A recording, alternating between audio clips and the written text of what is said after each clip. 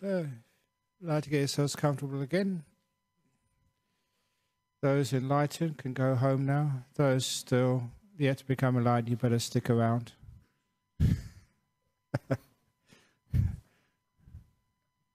Okay, I think most people are in now.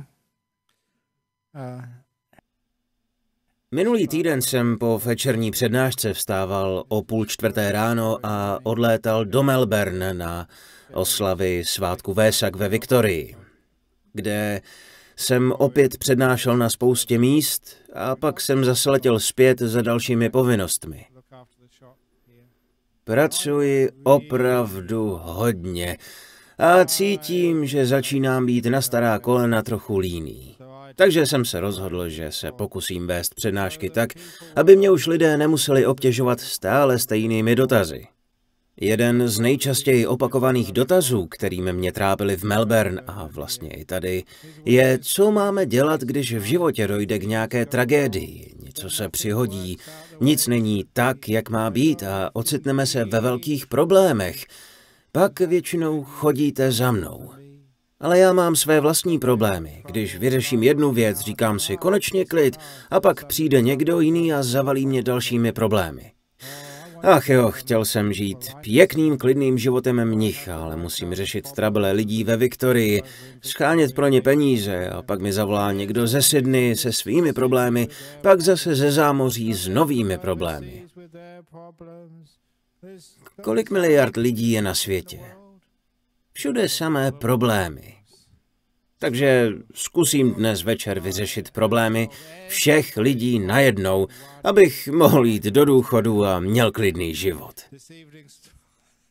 Asi to nebude fungovat, ale za pokus to stojí. Téma přednášky je, co dělat, když se všechno hroutí. Když je život vážně těžký, když je v něm jen bolest a zklamání a nedá se vůbec nic dělat. Co dělat, když se všechno, ale opravdu všechno pokazí? Za prvé, když se všechno opravdu hodně podělá, měli byste si říct, čekal jsem to. Protože většinou žijeme tak trochu v oblacích, když si myslíme, že všechno půjde jak po másle a vše bude jen a jen báječné. Podobně jako když jsem byl malý a poslouchal pohádky a bajky, kde všichni žili šťastně až do smrti. Ale dobře víte, že to není pravda. V pohádkách spolu hrdinové odcházejí ruku v ruce vstříc západu slunce, ale v tu chvíli začnou hádky a přichází zklamání. To je ten problém. Šťastní až do smrti je pouhá fantazie, nebo snad ne? Možná si myslíte, že se oženíte, nebo získáte práci, nebo vyhrajete v loterii a budete do smrti šťastní. Ale ne, to není ta správná pohádka. Pravý pohádkový příběh uvidíte v klášteře Dhammasara. Anagarika se stane novickou, novicka jeptiškou a teprve pak žije šťastný až do smrti. Kdo jsou ti nejšťastnější lidé, které jste kdy viděli? Ti, které vidíte před sebou, aspoň doufám. Ano, takhle se žije šťastně až do smrti. Pravý příběh z pohádky by měl být, že kdysi dávno se narodil člověk, jenž uslyšel Buddhovo učení, stal se mnichem či mniškou a pak byl do smrti šťastný. Ale ne, i mniši nebo mnišky mají spoustu starostí a problémů. Jak se tedy s obtížemi vypořádávat? Za prvé musíme je očekávat. Problém je, že těžkosti obvykle nečekáme. Když se pak něco stane, myslíme si, že je cosi špatně. Pokud máme pocit, že se něco pokazilo, jsme pak zlí, máme výčitky nebo někoho obvinujeme. A v tom je ta potíž. Život sám není problematický. Problémy způsobuje naše očekávání a reakce na to, nenaplní-li se. Takže moje rada, kterou jsem zmínil i minulý týden, zní, prosím, nemějte tak vysoká očekávání. Je pěkné, že tohle je přesně opakem toho, co všichni říkají. Mějte vysoká očekávání, mířte ke hvězdám. Pokud míříte ke hvězdám, padnete z výšky na hubu. Takže já radím snížit svá očekávání. Potom budete mít mnohem spokojenější život. Hlavní je ale pochopit, že je to součást života. Jste-li v obtížné situaci, má to nějaký důvod. Minule jsem mluvil o pravidle 70%. Pokud by se všechno dařilo na 100%, nic byste se nenaučili. Na druhou stranu, při 30% byste zase skončili v depresi. Většina lidí má v životě úspěch ze 70%. Někdy se věci nedaří, to je těch 30%. Právě tady se učíme, tady rosteme. Zde si uvědomíme, že musíme něco napravit, něco udělat, něco pochopit, pracovat na sobě. A právě díky tomu se učíme chápat, kde se stala chyba, tvoříme různé strategie, aby se situace neopakovala. Aniž bychom někoho obviňovali nebo trestali. To nikdy nefunguje. Místo toho se učíme. V Austrálii to nazýváme zkratkami AFL. Nemá to nic společného s fotbalem. Česky bychom řekli pravidlo 3P. Přiznat si, prominout a poučit se. Ať se stalo cokoliv, přiznejte si to. Ano, byla to chyba a bolí to. Prominout znamená nikoho neobvinovat, včetně sebe. Nic si nevyčítat, nýbrž poučit se. Jak se ale poučit? To je ta nejlepší část. Nejlepší příklad, jaký jsem kdy slyšel, je klasický buddhistický příběh. Jako obvykle jej poněkud obměním. Pokud budete tyto příběhy vyprávět, neříkejte je přesně tak, jako já. Obměňujte je a přizpůsobujte, ať rostou a zkrásní. Je to příběh o muži, kterého pronásledoval tygr. Příběh o tom, co dělat, když se úplně všechno pokazí. Jednoho muže pronásledoval v džungli tygr. Lidožravý tygr. Měli byste o tygrovi vědět dvě věci. Za prvé, dokáže běžet mnohem rychleji než vy, takže pokud vás pronásleduje, máte velký problém. Za druhé, tygr rád žere lidi k večeři. Smlsne si zejména na tlustých lidech, jako jsou mniši. Takže tygr honil člověka v džungli. A ten člověk byl ve velkém průšvihu. Tygr ho už skoro měl, když v tom ten muž zahlédl jámu. Opuštěnou studnu. Ano, to je vzrušo, že?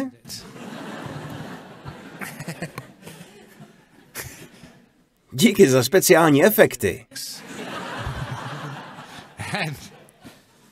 Chudák neměl na vybranou. Musel to risknout a skočit do studny. Ale jen co tam skočil, v tu chvíli si uvědomil, že udělal moc velkou chybu. Stalo se vám to někdy? Zariskovali jste a zjistili, že to byla velká chyba? Ta studna byla totiž vyschlá. Na dně nebyla voda. Místo vody tam byl stočený velký černý had. Muž se instinktivně natáhl ke stěně a chytil se kořene, který trčel z díry ve zdi. To zastavilo jeho pád. Když se vzpamatoval, pohlédl vzhůru. Tygr to však ještě nevzdal. Nakláněl se do studny a snažil se muže chňapnout. Ale ruka muže, kterou se držel kořene, byla příliš daleko, takže tygr na něj nedosáhl. Pak se muž podíval dolů a uviděl, že se probudil had. Ten zvedl hlavu, rozevřel krční límec a... Dostal jsem vás? Ale je pátek večer, jste po práci. Musím vás něčím probudit, trochu to oživit. Had chtěl ušknout muže do nohy, ale jeho nohy byly příliš vysoko. Had se natahoval, ale nemohl na jeho nohy dosáhnout. Muž byl v pěkné šlamastyce. Mezi lidožravým tygrem a jedovatým hadem. Přemýšlel, jak z toho ven a uviděl, že z díry ve stěně vylézají dvě myši. Černá a bílá myš. Začali hryzat ten kořen.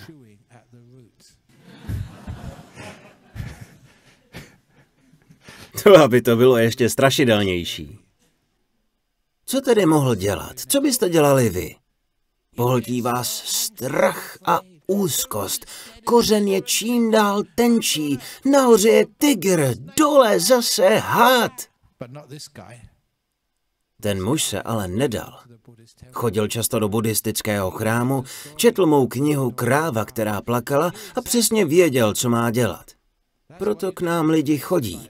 Budete-li někdy v džungli a tohle se vám stane, budete přesně vědět, co máte dělat. Nebo něco podobného. Co se pak nestalo? Tygr se snažil po něm chňapnout, přitom se zadkem otíral o strom. Strom se otřásal. Na větvi stromu přímo nad studnou bylo včelí hnízdo. O ty včely se nebojte, byly v klidu. Ale jak se hnízdo třáslo, začal z něho kapat med.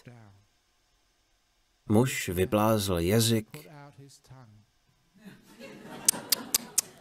a lízal ten med. Jak lahodné. A to je konec příběhu. Tohle je skvělý buddhistický příběh, protože nemá žádný konec. Život totiž taky nemá konec, ne? Život je nekonečná práce. Doufám, že chápete smysl tohoto příběhu. Někdy je život takový. Je jako žít mezi tygrem a hadem. Kterýmkoliv směrem se vydáte, může vás něco uštknout nebo sežrat. Tak jako tak čekají vás velké problémy. A máte pocit, že už dlouho nevydržíte, protože černá a bílá myš noc a den ukusují z vaší nejisté existence. Ten kořen může každou chvíli povolit, ale na tom nezáleží. Vždycky tam někde kape med.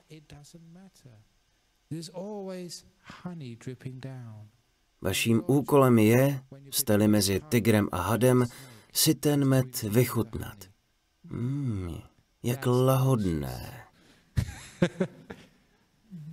Tak tohle je moudrost. Tohle byste měli dělat, když se všechno hroutí. Když jste v pořádném maléru, když je všude jen samý problém, když se hroutí život, když máte rakovinu, když vás opustí někdo blízký, když jste bez peněz, když vás čeká vězení nebo ještě něco horšího. Vždycky tam někde kape med. Tak prosím, vychutnejte si ho. Jak lahodné.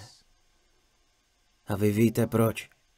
Jak jsem řekl už během meditace, tolik se trápíme tím, co bude, že si pak neumíme vychutnat med přítomného okamžiku, radost ze života. Po nějaké době si uvědomíme, že všechno, čeho jsme se tak báli, se vlastně nikdy nestalo. Většinou se naopak stane něco, co nikdo nečeká. Když se ohlédnete za svým životem, spoustu věcí byste nečekali. Kdo z vás by si před rokem pomyslel, že bude trávit páteční večer po náročném pracovním dni v buddhistickém chrámu a poslouchat mnicha, který vypráví špatné vtipy? Tohle je dnešní špatný vtip. Jestli se to vysílá živě do celého světa, budu mít asi velké problémy. Doufám, že dnes neposlouchá žádný policista z Los Angeles, protože tohle je historka o tom, jak se prezident Obama rozhodl prověřit své orgány či ne v trestním řízení. Rozhodl se porovnat CIA, FBI a policejní oddělení v Los Angeles malým testem. Nechal vypustit v lese králíka.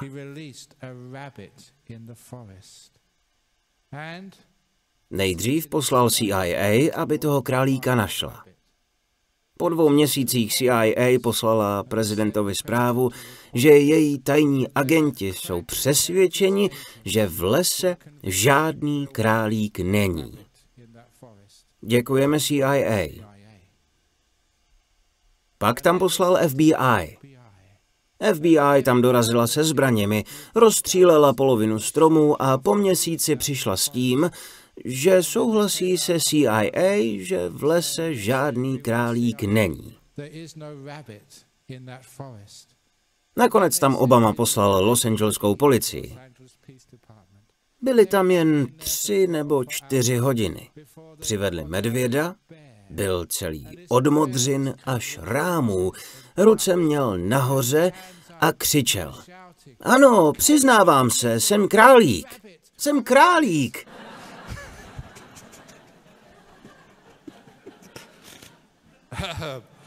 Omlouvám se všem z Los Angeleské policii, ale takovou máte pověst. You do have a reputation. Já jsem mnich, co vypráví špatné vtipy. Ale zpět, vždycky se objeví nějaký med. Vždycky se můžete životu zasmát, i když se nic nedaří. Protože život je řada nečekaných událostí. Představa, že budete v buddhistickém chrámu poslouchat mnicha, který vypráví takové vtipy, je naprosto neočekávaná. Vymyslel jsem k tomu příběhu pravděpodobné vyústění. Já se totiž vždycky dívám na život pozitivně. Jak jsem řekl před pár týdny v Malajsii. Příští týden tam jedu znovu. Příští pátek budu mít v Malajsii několik přednášek během oslav svátků Vesak v dalších chrámech. Vyprávěl jsem ten příběh před pár týdny v Kuala Lumpuru na přednáškovém turné pod názvem Don't Worry, Be Happy. Musel jsem tam vysvětlovat, co to vlastně je mít starosti. Úzkost je totiž negativní pohled do budoucnosti. Jinými slovy přemýšlení o všem špatném, co by se mohlo přihodit. A to je velmi nešikovný pohled na budoucnost. Tomu se říká mít starosti. Pokud přesto chcete o budoucnosti uvažovat, všímejte si dobrých věcí, které by mohly nastat. Říká se tomu mít naději. Takže si můžete zapamatovat slovní hříčku Don't worry, be happy. Tedy nedělejte si starosti, mějte naději. Namísto happy jako šťastný, happy jako plný naděje. Rád vymýšlím nová slova. Takže si pamatujte při pohledu do budoucna Don't worry, be happy. Chápete, co tím chci říct? Takže máme tygra nahoře, hada dole, myši, které nahladávají naše jistoty. Řeknete si Don't worry, be happy. Vymyslel jsem, co by se mohlo pak stát. Ten tygr se nakláněl trochu moc.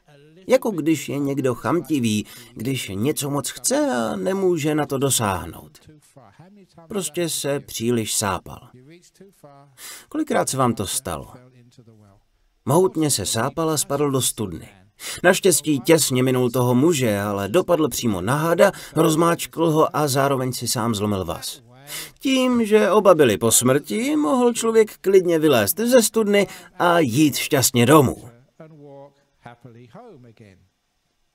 Všechny jeho starosti byly díky nečekané události zažehnány. Tak tohle je jeden z problémů. Když máte v životě potíže, vždycky se najde nějaký med. Tak ho sněste a vychutnejte si to. Protože budoucnost nebude taková, jakou očekáváte. Vždycky vás překvapí. Proto si dáme med a zároveň si vzpomeneme na skvělý příběh o tom, jak to v životě chodí. Všechno jednou pomine. Toto je skvělý příběh o císařově prstenu, který jsem slyšel před mnoha lety a který i mně velmi pomohl. Že jsem mnich ještě neznamená, že můj život je procházka růžovým sadem. Musím přiznat, že jsem hloupý mnich. Mnich by měl být pěkný, jednoduchý život, nic nedělat, nemít žádné povinnosti, ale já mám tolik povinností až hrůza. Nechápu, jak jsem se do toho uvrtal. Někdy si říkám, jak jsem to vůbec mohl dopustit. Většinou proto, že prostě jdu s proudem a nechám se překvapovat. Prostě jsem laskavý a čím častěji řeknu ano, tím víc povinností pak mám. Ale je to fajn. Dělám to rád. Rád pomáhám, ale s vědomím, že ať se stane cokoliv, všechno jednou pomine. V mém životě bývají chvíle, kdy je to vážně těžké. Mniši to někdy vzdávají. Lidé nám odcházejí. Nic se nedaří.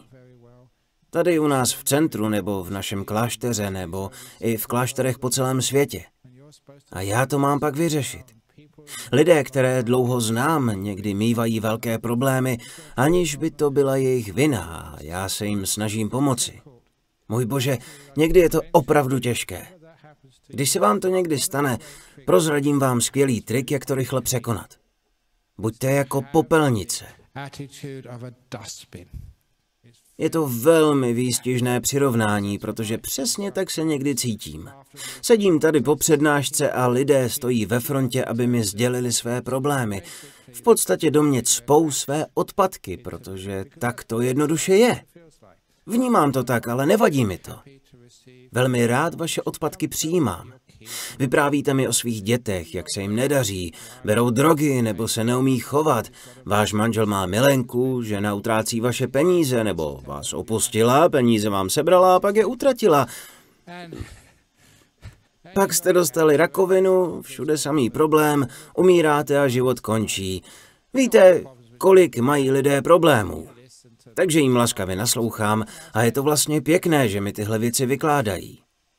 Někdy jim stačí, že se otevřou a někdo je vyslechne. Protože když vám to řeknou, není to tak hrozné, jak si myslí. Proto mi můj učitel pověděl, že jednoho dne budu jako on. Ajahn Chah říkal, že je jako popelnice, jako odpadkový koš. Každý přijde a vykládá mu všechny své problémy. Říkal, že když fungujete jako koš, jako popelnice, nejdůležitější je mít na dně díru. To je to nejpodstatnější, takže když lidé do vás nacpou své odpadky, projde to přímo skrz a nic ve vás neulpí. Ale jste-li popelnice, která má dno, brzy se naplníte a víc už nepoberete.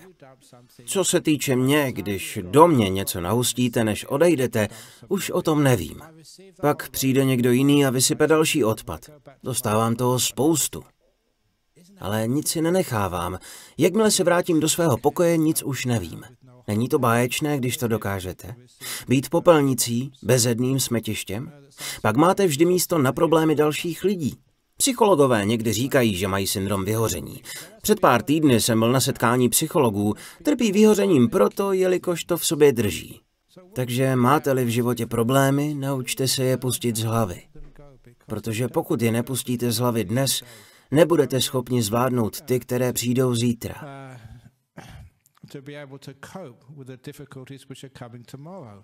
Problémy přicházejí neustále, ale také pominou. Toto je úžasné na příběhu o císařově prstenu. Víte, kdo je tím císařem, že? Jste to vy. Jste vládcem svého života, svého těla, své rodiny, svého malého světa. Císař byl mladý muž, neměl mnoho zkušeností a když se mu dařilo, předpokládal, že je to prostě normální. Pořádal párty a oslavy, jen se bavil a bylo mu fajn, což je v pořádku. Běží-li život hladce, užívejte si jej. Ale poněvadž považoval dobré časy za samozřejmost, neuvědomil si, že i dobré časy jednoho dne pominou. Nebyl vůbec připraven na chvíli, když přišly těžké časy. Za prvé vůbec nečekal, že by něco takového mohlo nastat, za druhé nevěděl, co si počít. Začal být zlý a skončil v depresi. Zlobil se na druhé i na sebe, že chyboval. Byl úplně bezmocný, nevěděl, co dělat. Zavřel se ve svém pokoji, brečel, trucoval, byl zlý a naštvaný. To ale není dobrý způsob, jak řešit problémy. Měl kolem sebe spoustu ministrů, kteří mu měli radit, ale máte-li za šéfa krále, většinou vás neposlouchá.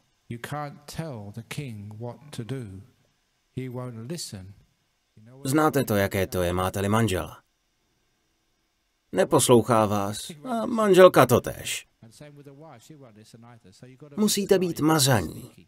Proto mu ministři obstarali prsten. Docela obyčejný prsten, pouze na jeho okraji byla napsána nestárnoucí slova. I to pomine. Nápis vyrytý na vnější straně. Vyprávěl jsem ten příběh už mnohokrát a někteří lidé si nechali takový prsten u zlatníka vyrobit.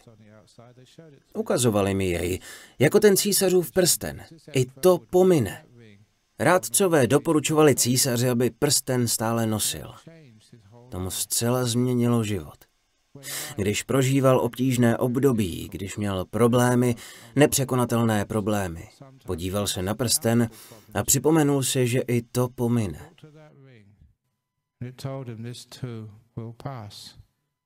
A tak se stalo.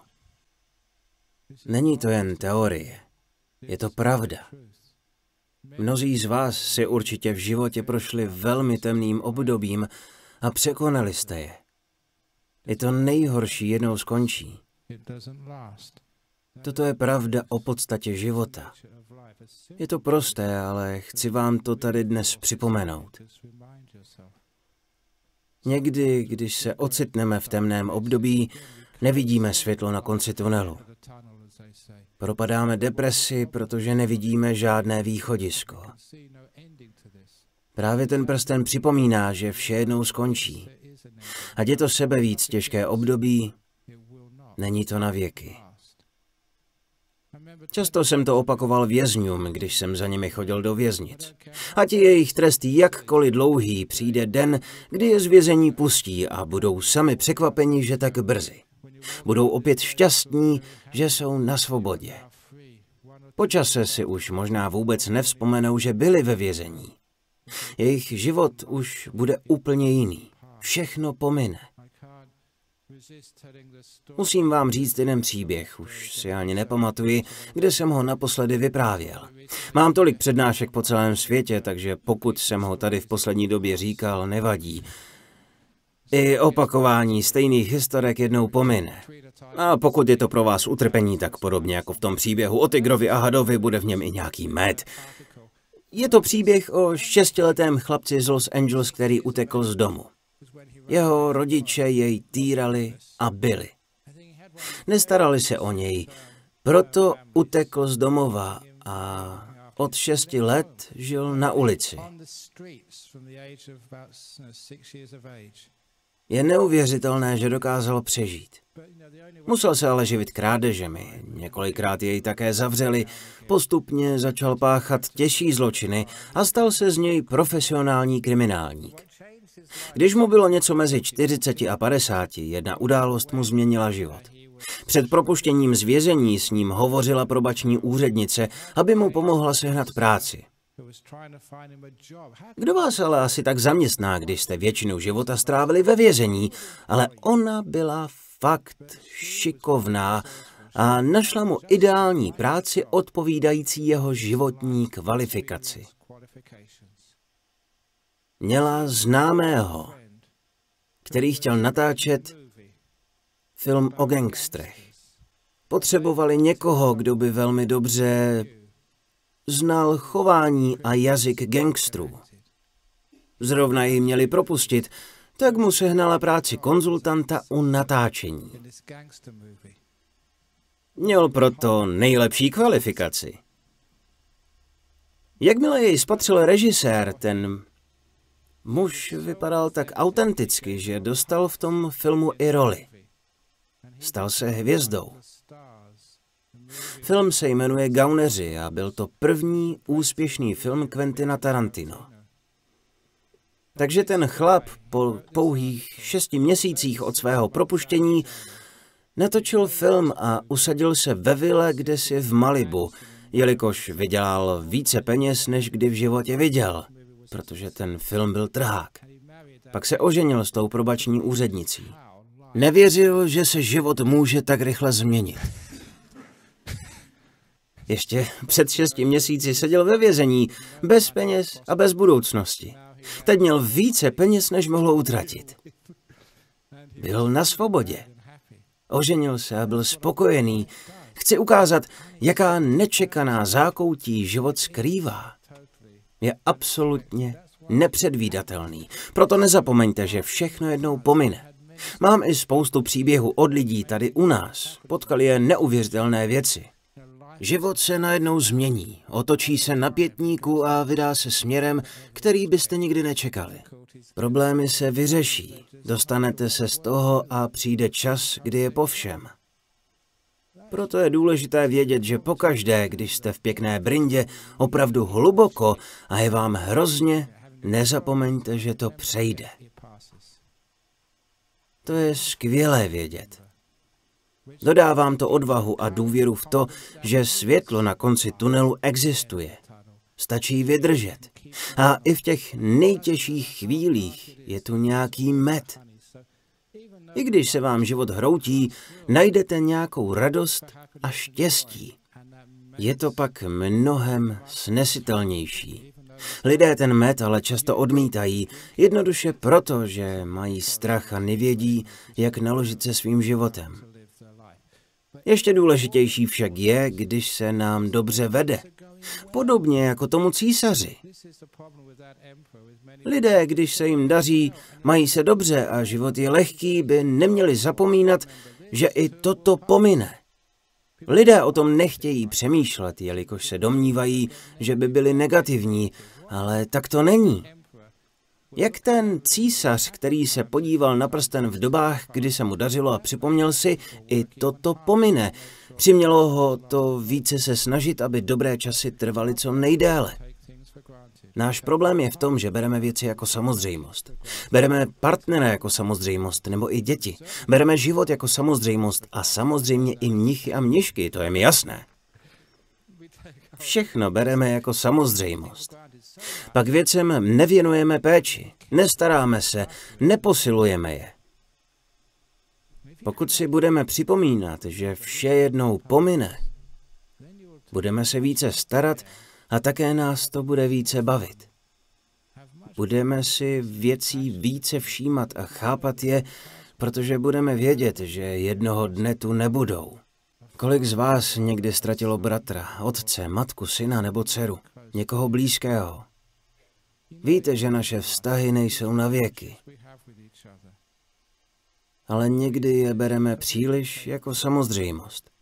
Pokud bychom si dokázali uvědomovat po celou dobu, co můžeme být spolu, že to jednou pomine, věnovali bychom si navzájem mnohem více péče. A když se náš společný čas naplní, budeme vědět, že jsme byli spolu rádi a neustále pečovali jeden o druhého. Naším problémem je, že když se máme dobře, zapomínáme na to, jsme uchlácholení. Buddha tomu říkal nedbalí. To byla Buddhova poslední slova těsně před smrtí. Buďte všímaví, nebuďte nedbalí. Pečujte o každý okamžik, protože se už nevrátí. I toto pomine. Tyto příběhy o pomíjivosti jsou velmi mocné. Povím vám další příběh o tom, co dělat, když nastanou těžké časy a vy se ocitnete mezi tigrem a hadem. To byl starý buddhistický příběh. Ale řeknu vám jiný z vlastního života. Někdo z vás ho už možná slyšel, ale zdůrazním ho. Hlavně pro ty z vás, kdo jste jej ještě neslyšeli. Je opravdu silný. Je o jednom vojákovi, který bojoval v Barmě během druhé světové války. Byl to můj kolega učitel. 1 rok jsem pracoval jako učitel a můj kolega byl před důchodem. Během druhé světové války musel narokovat do britské armády. Poslali ho do Barmy bojovat proti Japoncům. Nebyl to žádný voják, byl to normální učitel. Tehdy museli narokovat všichni. Ocitl se ve válce, v cizí zemi, které vůbec nerozuměl, mezi opravdovými kulkami a strašně se bál. Jeho strach dosáhl vrcholu, když byl na hlídce v džungli s malou skupinou britských vojáků. Kapitán Nebo další průzkumník se vrátil s tím, že narazili na obrovskou jednotku japonských vojáků. Byli obklíčeni velkou početní převahou. Nebylo úniku. Myslel, že neunikne smrti. Byla to válka. Byli obklíčeni proti přesile. Čekala je jistá smrt. Pokud jste někdy potkali někoho, kdo bojoval ve válce, asi z vyprávění vojáků víte, že se nikdy neví, kdo se zachová jako hrdina a kdo jako zbabělec. Někdy i velcí silní chlapi se v těžkých situacích sesypou. Zatímco ti drobní, do kterých byste to neřekli, se najednou chopí příležitosti, vyrostou a stanou se hrdiny. Jemu se stalo právě toto. Řekl mi, že ho najednou popadlo hrdinství a řekl kapitánovi, pojďme se prostřílet. Sice nemáme žádnou šanci, že to někdo z nás přežije, ale kdo ví, někdy se to někomu podaří. Aspoň to tak bývá ve filmech, navzdory všemu. Kdo ví, ale i když všichni umřeme, alespoň s sebou vezmeme nějakého nepřítele. Tomu se říká hrdinství. Tak se zachová opravdový chlap. Takže on se chtěl probít. Ale kapitán řekl ne. Nebudeme bojovat, je to rozkaz. Museli jej uposlechnout. Namísto toho, poručil kapitán, vám nařizuji si sednout a dát si čaj. Většinou k tomu podotýkám, že konec konců to byla britská armáda. Nevěřím svým uším, dát si teď čaj? Vždyť jsme obklíčení Japonci, je válka, jsme přečísleni a brzy zemřeme. Jak můžete myslet na to dát si čaj? Ale rozkaz je rozkaz. Museli uposlechnout. Pomyslel si, že toto je ta největší šílenost jeho života, ale zachránila mu život. Jelikož to se stalo, ještě dřív, než stihli ten čaj uvařit, průzkumník se vrátil, něco kapitánovi pošeptal, kapitán svolal celou jednotku a řekl. Průzkumník zjistil, že nepřítel se přemístil. Máme únikovou cestu. Rychle všechno zbalit a proplížíme se tou mezerou. Všem se nakonec povedlo uniknout. Proto mi pak taky mohl vyprávět tu příhodu. Řekl mi, že za svůj život vděčí moudrosti toho kapitána. Když se nedá nic dělat, když jste obklíčení a čeká vás smrt, co máte dělat? Sednout si a dát si čaj. Máte-li raději kávu, může být. Je to jedno. Sedněte si a vychutnejte si med, protože víte, že věci se mění. Nepřátelská vojska nejsou nikdy v klidu. Pohnou se. Jakmile se pohnou, máte-li průzkumníka jménem všímavost, pozornost, spatříte škvíru v obklíčení, uvidíte únikovou cestu, která tam dřív nebyla. Pokud počkáte, objevíte tu škvíru a můžete pak uniknout. Problém je, že většinou, když jsme obklíčeni nepřítelem a hrozí nám smrt, když se všechno hroutí, promarníme příležitost. Jsme naštvaní, zlí nebo v depresi. Neumíme si dát čaj a být v pohodě, když se blíží konec. Pak ale zjišťujeme, že ještě neumíráme. Dáme se do klidu, počkáme, až se situace změní a pak můžeme vyrazit a živí uniknout. Kolega se mi taky svěřil, že později měl rakovinu. Neléčitelnou. Myslel si, že umře. Vzpomněl si ale na tu příhodu, když byl vojákem, obklíčen nepřítelem. Zcela bez naděje. Obklíčen nějakým nádorem, nevím přesně jakým. Víte, co udělal? Uvolnil se a dal si čaj. Hodil starosti za hlavu. Toho naučila barmská džungle. Možná proto, že si nedělal starosti a dal si čaj, dal si té. A víte, že té má léčebné účinky. Všechny ty té lymfocyty. OK, nejsem doktor ani léčitel. Doktoři se ze mě zblázní. Prostě si dal čaj a odpočal si. Jelikož si nedělal starosti, rakovina zmizela. Zachránil si život. Objevil skulinu ve zdi. To je fantastická rada pro ty z vás, kdo máte opravdu velké problémy. Když jste obklíčeni nepřítelem, není úniku, jste v pěkné rejži. Například jste zdrceni ze ztráty někoho blízkého a nevíte, jak přežijete další den, nebo máte finanční potíže, nebo vás někdo opustil, koho jste moc milovali a nevíte, co dělat. Co máte udělat? Jste obklíčeni nepřítelem, všude samé utrpení, smrt nebo ještě horší věci. Sedněte si a dejte si čaj. Odpočiňte si. Dobře víte, že budoucnost se nedá předvídat. Stále se mění. Pokud víte, jak na to, budete připraveni. Budete čekat na okamžik, kdy se dá něco dělat. A už je to tady. Někdo vám volá, aby vám řekl, co máte dělat. Už jste se dočkali. Takto se můžete vypořádat s vážnými problémy. Když nastane čas, kdy se dá něco dělat, budete připraveni. Ve stručnosti tedy, pokud se nedá nic dělat, tak nic nedělejte. Odpočiňte si a užijte si, co se dá. Vychutnejte si med, který tu vždycky někde je. O hodně v životě přicházíme, jelikož se příliš trápíme tím, co bude, co se může přihodit. Zažíváte chvíle štěstí? Většinou je jich málo, protože se pořád bojíme, co bude. Můžete-li něco udělat, tak do toho, ale když ne, tak si užijte ten med, dejte si čaj, užijte si danou chvíli, i kdyby šlo všechno do háje. Proč ne? Stejně nejde nic jiného dělat. Tím si uchováte čilou mysl, dodáte si energii, štěstí a naději a připravíte se k akci.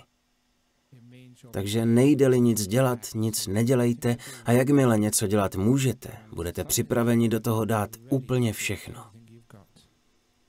Podobné je to s dětmi, které se špatně chovají. Někdy je prostě musíte nechat. Nic moc s tím nezmůžete. Jen tu pro ně být, když vás zavolají a požádají o pomoc. Maminko, potřebuji teď tvou pomoc. Tak to v životě chodí. Častokrát nic dělat nemůžete. Jen čekat. Čekat na okamžik, kdy něco udělat můžete. Pak tomu dejte úplně všechno. Pokud jste vyčerpaní kvůli tomu, že jste se jen trápili, byli naštvaní a zadělali si na své vnitřní emoční problémy, jak potom chcete někomu pomoci? Proto si prosím zapamatujte tuto pěknou radu. Když se nedá nic dělat, tak nic nedělejte. Dá-li se něco dělat, dejte tomu úplně všechno. A chcete-li vědět, jaký je v tom rozdíl, kdy nedělat nic a kdy tomu dát vše, skončím známou historkou o britském premiérovi před mnoha lety.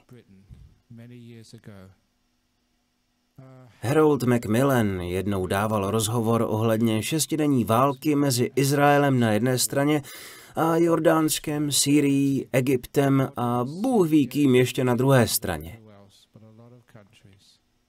Říká se tomu 6denní válka. Jedna z prvních událostí, která započala vážné problémy v dané oblasti. Novinář se ptal britského předsedy vlády a první dotaz zněl, jaký je váš názor na problém na Blízkém východě. Premiér bez váhání odpověděl, pane, na Blízkém východě žádný problém není. Co tím myslíte, řekl novinář. Zoří tam válka, zatímco se tady bavíme. Lidé se vyhazují do vzduchu. Všude létají kulky, lidé umírají. Je tam válka. Co myslíte tím, že na Blízkém východě žádný problém není? Na což tento státník s klidem odvětil. Pane, problém je něco, co má nějaké řešení. Na Blízkém východě ale žádné řešení není. Proto tam není ani žádný problém. Toto si zapamatujte, je to brilantní psychologie. Někdo, kdo má tak obrovskou odpovědnost, si nemůže dovolit plýtvat časem a energií na něco, co stejně žádné řešení nemá. Pokud by tam nějaké řešení bylo, pak jde o problém a dáme tomu vše. Pokud ale o problém nejde, proč bychom s tím něco měli dělat? Takže si pamatujte, někdo vás nazve prasetem. Jde o problém? Jen pokud by existovalo řešení. Není-li řešení, není problému, OK, nazdar. Vůbec se tím nezabývám. Takže si pamatujte, že takto přistupujeme k životním problémům. Pokud umíráte, doopravdy umíráte, jde o problém. Pokud se s tím dá něco dělat, fajn, dejte tomu vše. Nedá-li se s tím už nic dělat, je-li konec, skvělé, je po problémech. Co pak není skvělé, že už nemusíte jít tady na to nebo tam na to vyšetření, žádné léky, stejně umřete. Konečně to vím, už se s tím nemusím trápit. Už žádný problém, ne? Problém máte jen tehdy, je-li tam řešení, když není řešení, není problém. Pak zbytečně neplýtváte časem, abyste problém vyřešili. Místo toho můžete čas probendit u čaje, kávy, lízáním medu života a užít si dne. Děkuji vám za pozornost.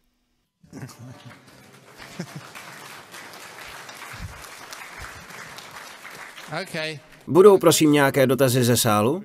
Pak tu máme dotazy z Filadelfie, Holandská Indie. Ano? Co se stalo s myšima? Báječně si pochutnali na mršinách tygra a hada. Takže i oni zvítězili.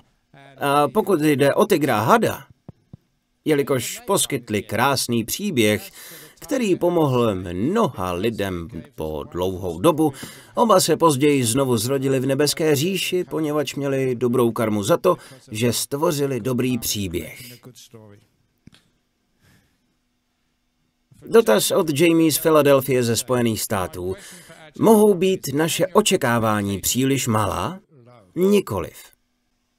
Podívejte, já nemám vůbec žádná očekávání. Nemůžete je mít menší, než mám mnich. Já žiji zcela bez očekávání, nečekám vůbec nic, žádné peníze, žádný důchod, žádnou chválu, někdy nedostanu ani čaj.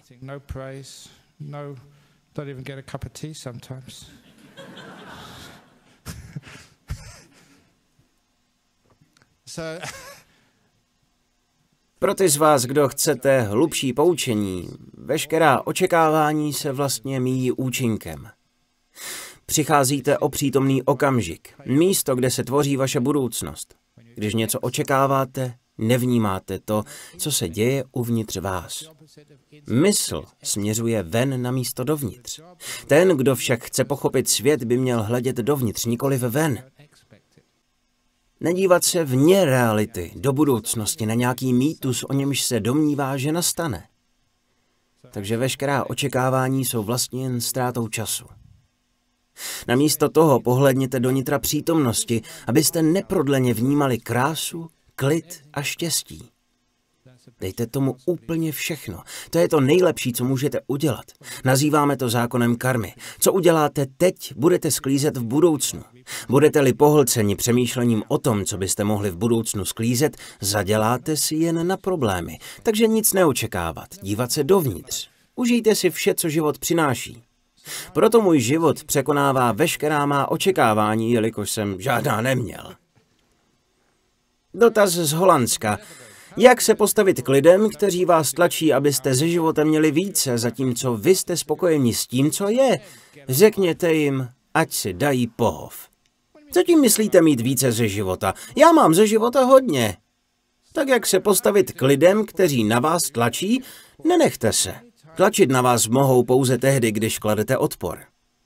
Takže se nebraňte. Když vás tlačí napravo, nakloňte se na jednu stranu.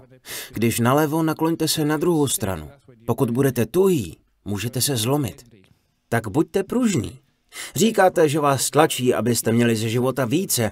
Většinou na vás netlačí fyzicky, nýbrž slovy, proto jim vždy odpovězte, ano, jasně, ano, ano, Ano, pane, ano, drahá, ano, mami, ano, tati.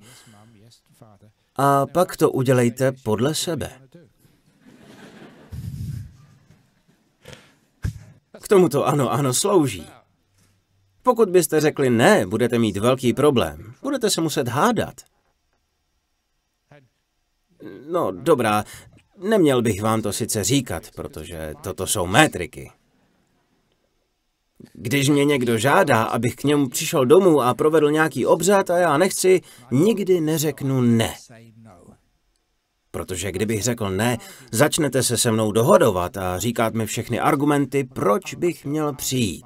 Takže raději řeknu, zeptám se zítra mnichů, až budu v klášteře. A skutečně se jich zeptám, ale řeknu jim, že se mi tam nechce, ať to zamítnou. A oni to zamítnou. Takže jsem se ptal mnichů, ale řekli, že ne. Vždycky to na někoho sveďte, pokud to jde.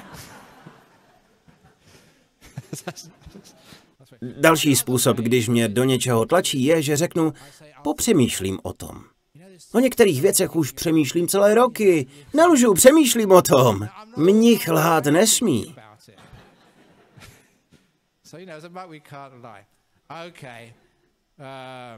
Mám pro vás sexistický vtip, ale legrační.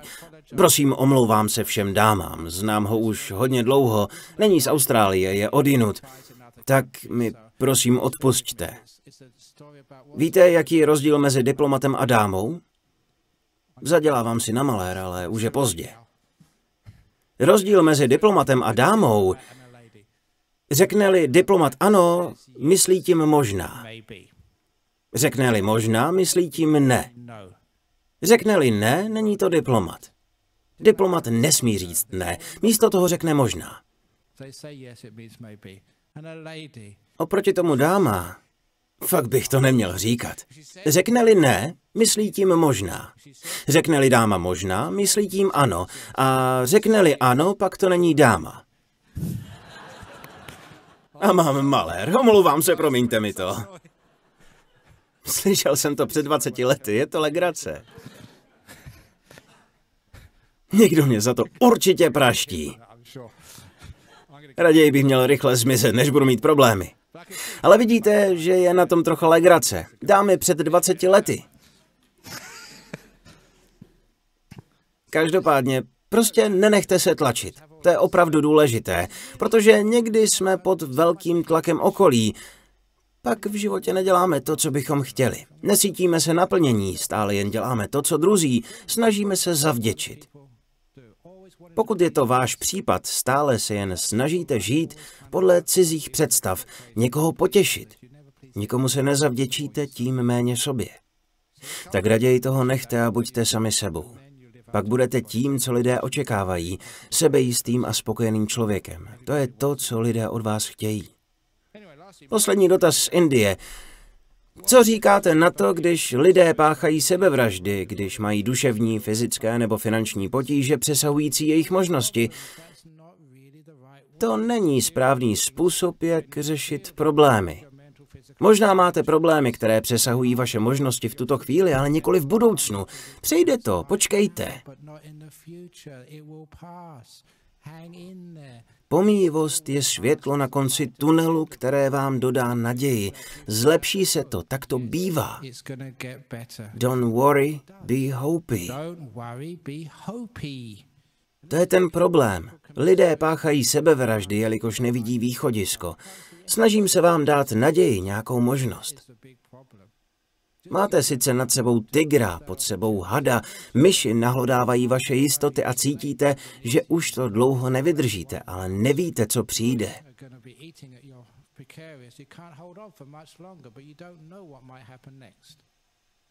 Proto vám toto učení dodává sílu a moudrost, abyste ještě chvíli vydrželi a uvidíte, že věci se změní.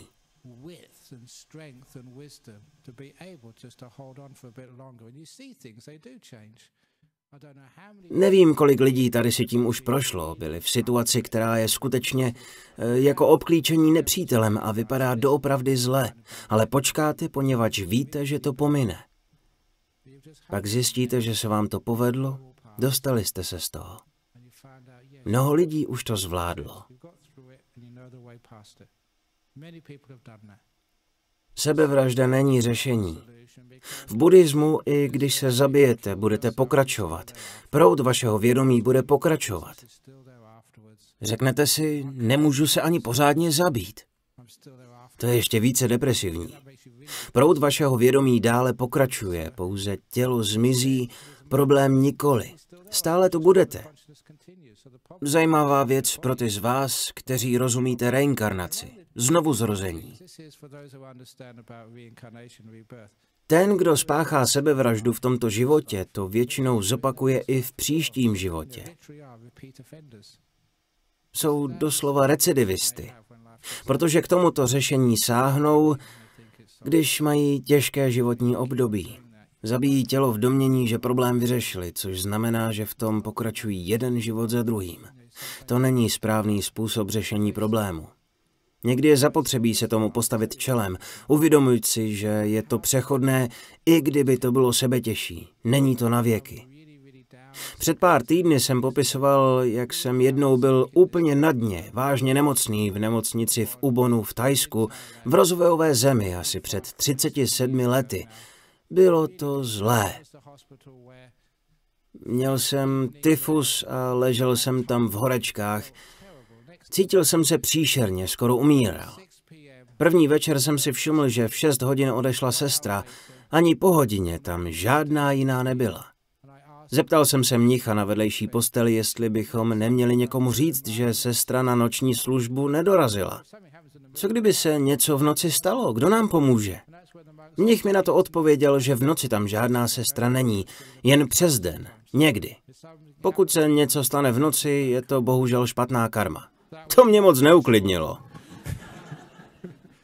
Ale tak to bylo. Měli jsme sestru jen půlku dne. V noci jsme si museli poradit sami a lidé byli fakt nemocní. Nemohli jste na nikoho zazvonit, nikdo by nepřišel. Mohli jste řvát, nikdo by vám nepomohl. Moc dobrá nemocnice. Nicméně. Po 2 nebo 3 těžkých týdnech mě přišel navštívit můj učitel Ajahn Chah. To byla velká událost. Tehdy už byl slavný a přišel jen kvůli mně. Bylo mi tak dobře. Byl jsem moc šťastný a cítil úlevu. Přišel mě navštívit slavný učitel. Ale euforie mi vydržela asi jen 5 sekund. Ten velký učitel totiž přišel ke mně a řekl mi: Brahmavamso, to bylo mé celé jméno. Řekl: Brahmavamso, buď to se uzdravíš, nebo zemřeš. A odešel. Jeho moudrost byla úžasná, ale jeho způsoby byly děsné. Ale je to přesně tak. Není to na věky. Buď se uzdravíte, nebo zemřete. Hotovo. Vynikající poučení. Takže pokud se někdo chystáte o víkendu navštívit v nemocnici svoji matku... Mami, ten mnich říkal, že se buď uzdravíš, nebo zemřeš. Ahoj, uvidíme se zítra. Raději to nedělejte. To opravdu ranilo. Ale je to pravda, ne? Skončí to. Většinou se uzdravíte. To znamená, mějte naději. Zjistíte, že budete umět problémy zvládat. A nebudete muset páchat sebevraždy, protože vaše potíže nejsou nad vaše možnosti, jen si to myslíte. Může se zdát, že dnes jsou nad vaše možnosti. Možná je to správný popis, ale nevíte, co se stane zítra. Říkám to proto, že si vzpomínám na Charlese Dickense. Nedávno měl z té výročí. Jedna z jeho nejlepších knih byla... Prosím, omluvte mě, pokud to neříkám přesně... David Copperfield s panem Micawberem. Vzpomínám si, že pan Micawber šel do vězení pro dlužníky, poněvadž nebyl schopen zaplatit dluhy. Bylo to v Anglii před 150 lety. Když jste neplatili dluhy, šoupli vás na pár měsíců do vězení. Tak ho zavřeli a on si stále opakoval, nějak to dopadne, nějak to dopadne. Byl neuvěřitelně pozitivní, i když šel do vězení. Nevadí, nějak to dopadne. A ono to pochopitelně dopadlo. Byl typickým člověkem plným naděje, proto měl úspěch a překonal všechny potíže. Vzpomínám si, když jsem to v mládí četl, chtěl jsem být jako on. Ať se stane cokoliv, nějak to dopadne. I když nejsou peníze, nějak to dopadne. Nebo jdete do vězení, nějak to dopadne. Máte rakovinu, nějak to dopadne. Nestrácíte naději a máte větší šanci na zdraví a úspěch. To ví každý psycholog i lékař. Tak nemějte starosti a věřte. Nějak to dopadne. OK, tak teď už mohu vypnout mikrofon. Děkuji vám všem za pozornost. Doufám, že se vám líbila přednáška na téma, jak se vypořádat s obtížnými problémy v životě. Teď už nebudeme muset žádat o radu mnichy ani mnišky, protože už všechno víte. Můžete být šťastní, úspěšní a plní naděje po celý život. Děkuji vám za pozornost. Pojďme se teď poklonit Budhovi, Damě a Sanze.